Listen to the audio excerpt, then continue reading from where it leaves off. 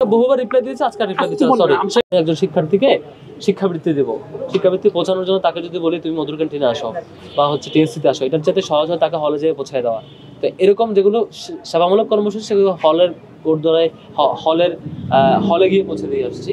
কিন্তু রাজনৈতিক কর্মসূচি আমরা হলে করে আসছি, আমাদের কমিটমেন্ট, সেই কমিটমেন্টটা এখনো আছে। শিক্ষার্থীদের প্রতি আমাদের কমিটমেন্ট হইলেও আবাসিক এরিয়ায় আমাদের পলিটিক্যাল এজেন্ডা সার্ভ না করা, আমাদের রাজনৈতিক কর্মসূচি বাস্তবায়ন না করা, বরং এটা ইউনিভার্সিটি কেন্দ্রিক করা, সেই কমিটমেন্টটা আমরা রক্ষা করেছি। তবে বিশ্ববিদ্যালয় সংগঠনের ব্যর্থতার কারণে, ফিক্সড ফরম্যাট ফিক্সড পলিসি না দেওয়ার কারণে যতদিন পর্যন্ত এই ধরনের কনফ্লিকশন এবং বাজে অন্যান্য পরিস্থিতিগুলো তৈরি হয়েছে আর কি।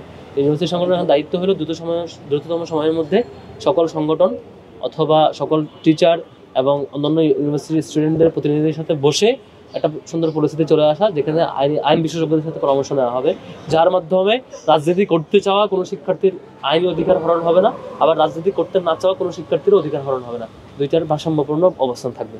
গতকালকে দেখি যে ছাত্র শিবিরের যে ফিল্টার ভেঙে ফেলা হয়েছে, আসলে শিক্ষার্থীরা কি এগুলোতে দ্বিমত পোষণ করছে? বিশ্ববিদ্যালয়ের কোনো হলে সেটা হয় নাই, শুধুমাত্র একটা হলে ঘটেছে। সেই হলে আমি দেখেছি ওই শিক্ষার্থী আসলে কোনো সাধারণ শিক্ষার্থী না, এবং ওই হলের অধিকাংশ শিক্ষার্থী ফিল্টার রাখার পক্ষে কথা বলেছেন। একজন শিক্ষার্থী, তার দলীয় পরিচয় আছে, এখন বাক চাষ করে, আগে ছাত্রলীগে অ্যাক্টিভ ছিল, এখন একজন শিক্ষার্থী সেটি করেছে, এবং তার ক্ষোভের বহিঃপ্রকাশ হতে পারে। তো কোনো শিক্ষার্থী ব্যক্তিগত ক্ষোভের বহিঃপ্রকাশ ঘটিয়ে এটা টেনে হিস্ট্রি বের করলে আমার সাংগঠনিকভাবে খুব বেশি রিয়েকশন এটা দেখাই নাই আর কি, যেহেতু অধিকাংশ হলের শিক্ষার্থীরা সে ব্যাপারে রাখার ব্যাপারে মত দিয়েছে। আর শিক্ষার্থীরা যদি মত দেয় না রাখার ব্যাপারে, কোনো হলের যদি সাধারণ সভার মধ্যে দিয়ে শিক্ষার্থীরা বলে যে অধিকাংশ শিক্ষার্থী চাই এটা থাকবে না, আমরা নিয়ে নেব, সমস্যা নাই, এটা নিয়ে আমরা কনফিউশন নাই।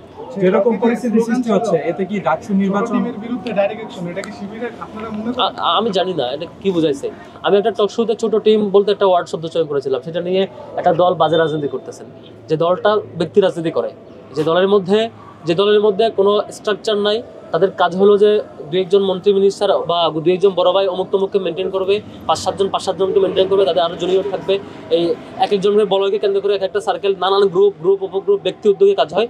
তারা টিম ওয়ার্ক কখনো বুঝবে না, তারা ব্যক্তি উদ্যোগে গ্রুপ পলিটিক্স বুঝবে, তারা বুঝবে হচ্ছে ব্যক্তিগত পলিটিক্স বুঝবে, তারা টিম ওয়ার্ক বুঝবে না।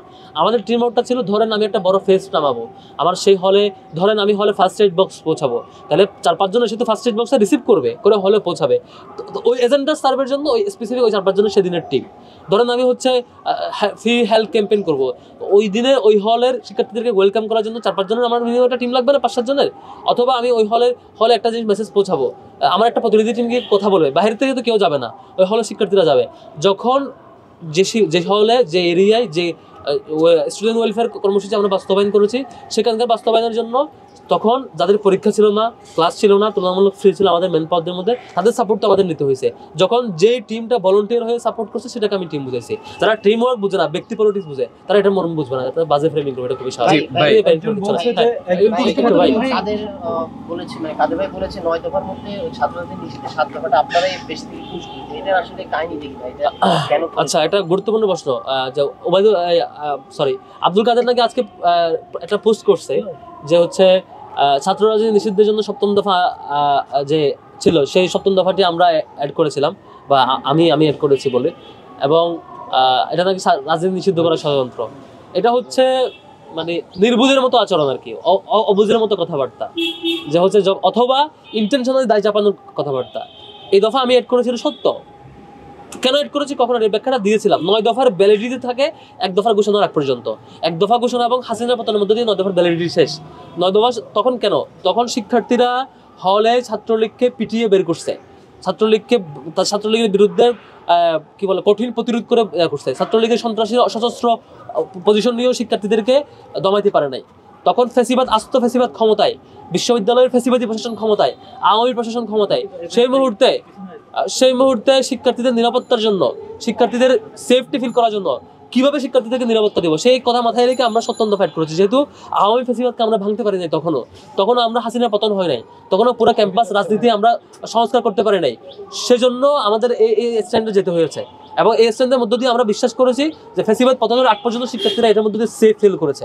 আর ফ্যাসিবাদ পতনের মধ্য দিয়ে তো আমাদের পুরো রাজনীতি সংস্কারের সম্ভাবনা হয়েছে। আমরা 5 তারিখে পরে ক্লিয়ার করেছি যে এই পয়েন্টটা আমরা অ্যাড করেছিলাম শিক্ষার্থীদের সেফটির জন্য, ছাত্রলীগ যাতে আবার ব্যাক করে আমার শিক্ষার্থীদের উপর টর্চার করতে না পারে সেজন্য। আর ফ্যাসিবাদের পতনের মধ্য দিয়ে পুরো রাজনীতি সংস্কারের সুযোগ হয়েছে। ক্লিয়ার করার পরে এখন এতদিন পরে পোস্ট দেওয়া মানে এটা বোকামি, অথবা ইন্টারন্যাশনাল মিথ্যাচার, অথবা রাজনৈতিক বুদ্ধিশুদ্ধি না থাকার বহিঃপ্রকাশ। এরকম বোকামি করে কোনো লাভ নাই। এমন পরিস্থিতি কি ডাকসু নির্বাচনে কোনো ক্ষতি হবে কিনা? কোনো সম্ভাবনা নাই, ডাকসু টাইমলি হবে আমি বিশ্বাস করতে চাই, এবং যে একদিন একটু কনফিউশন তৈরি হয়েছে সেই কনফিউশন দূর করতে একদিনে বেশি লাগার কথা না।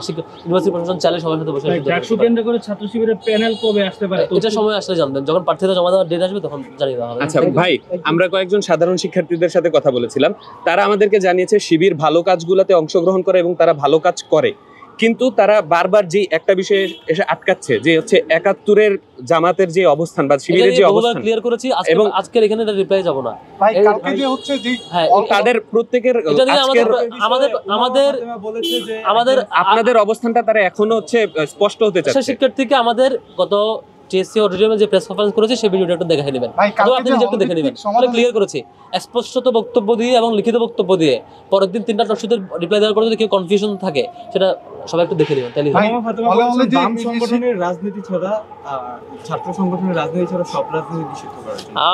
আমি জানি না এটা বলেছে কিনা, তবে ওমা ফাতেমার এটা আমার অবাক লাগছে যে হচ্ছে ছাত্র ইউনিয়ন জগন্নাথ হলে কমিটি দেওয়ার পরে তিনি খুব এটা এনজয় করছেন, চুপচাপ ছিলেন, ছাত্রদল কমিটি দেওয়ার পর প্রতিবাদ করছেন, এটা আমি জানি না তখন করেন না কেন, এটা উনি ভালো ভালো ভাই কালকে যে সিট বাতিলের সিদ্ধান্ত নেওয়া হলো, মানে যারা হল রাজনীতি এটা সিদ্ধান্ত হয়েছে, এটা হচ্ছে হলের কিছু হল ভিত্তিক সিদ্ধান্ত আমার চোখে পড়ে নাই। বা হচ্ছে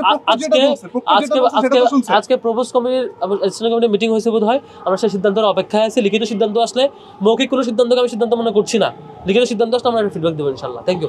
ওকে, লাস্ট প্রশ্ন ভাই, শিবিরের বিরুদ্ধে গুপ্তচর রাজনীতি করার এটা অভিযোগ রিপ্লাই দিছি ভাই, কি বলবেন আসলে? এটা বহুবার রিপ্লাই দিয়েছে, আজকে রিপ্লাই দিচ্ছি, সরি, সেই ভিডিওটা একটু দেখে নেবেন। Thank you.